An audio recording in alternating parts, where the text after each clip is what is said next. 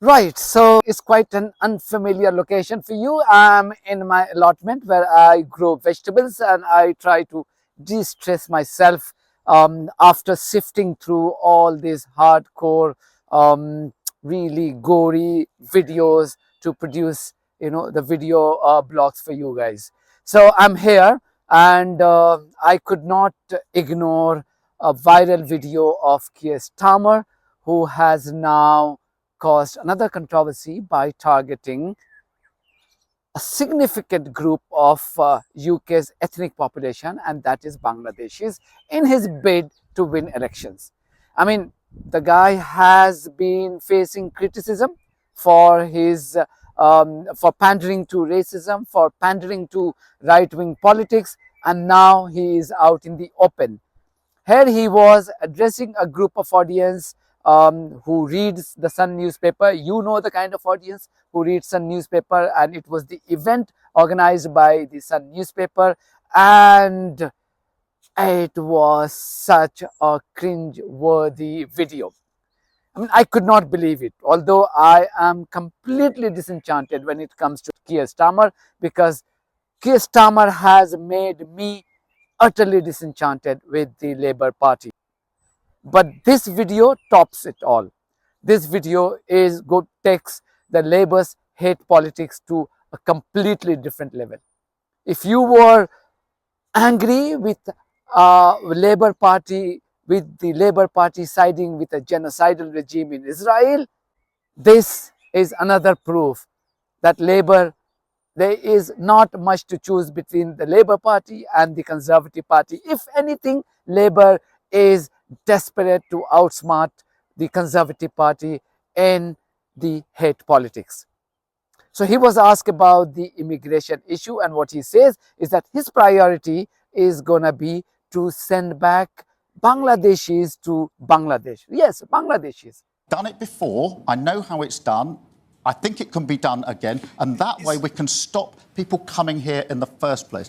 On the question of returns, because you raised that, which is very important, the number of people being returned to where they came from has dropped off by 44% under this government. So on the first few days in government, I'll tell you what I'll do. I'll put the staff back in the returns unit. I'll make sure that we've got planes going off, not to Rwanda, because that's an expensive gimmick. They will go back to the countries where people come from. That's what used to happen.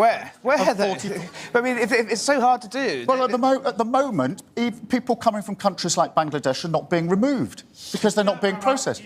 Now, I've been trying to make sense of what Keir Starmer had to say, and from whichever angle you look at it, Bangladeshis are not in the top 5 categories when it comes to the illegal migrants coming to the United Kingdom. So why would he say that?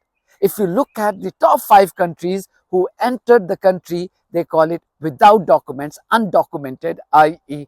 illegal, through illegal means, through boats, small boats to the UK, they don't include Bangladeshis in the top 5 in the list of top 5 countries. They are Iran, they are Iraq, they are Syria, they are Afghanistan, and Albania.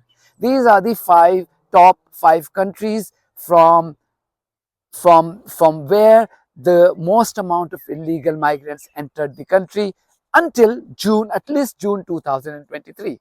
So why would Keir Starmer pick on Bangladeshi? Is it because Bangladeshis are close to 750,000 of population, British population? Is it because the Bangladeshis own, the largest number of restaurants in this country?